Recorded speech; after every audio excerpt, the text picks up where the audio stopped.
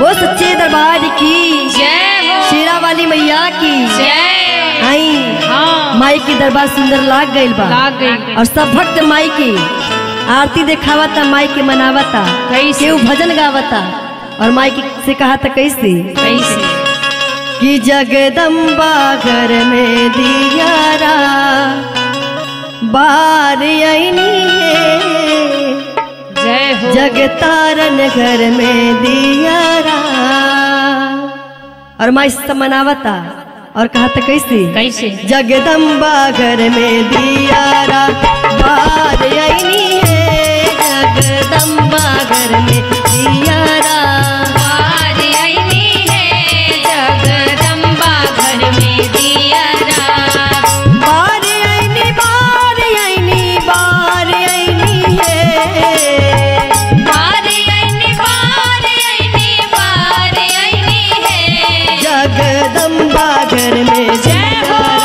बार आईनी है, जगदम्बा घर में दियारा बार आईनी है, जगदम्बा घर में दियारा कंचन थार का पूर की बाती, कंचन तार का पूर की बाती, कंचन थार का पूर की बाती, मैया की आरती हो, मैया की आरती उतार आईनी है, जगतारन घर में दियारा बार आईनी है, जगतारन घर में दियारा बार आईनी है, जगदम्बा घर में दियारा सोने सुराही गंगा जल पानी,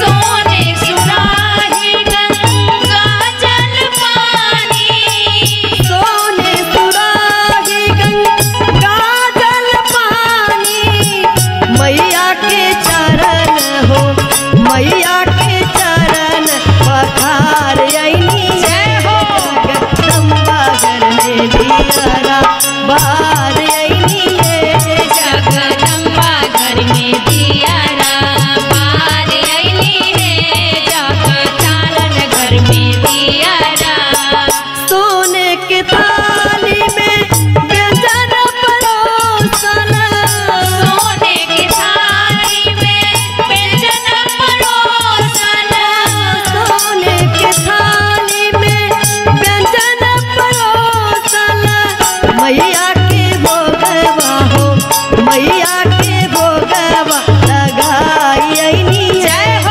जगदम्बा घर में दियारा बार आईनी है, जगदम्बा घर में दियारा बार आईनी है, जगतारन घर में दियारा बार आईनी है, जगतारा घर में दियारा बार आईनी है, जगदम्बा घर में दियारा वो सच्चे दरबार की जय हो। शेरा वाली मैया की जय हो।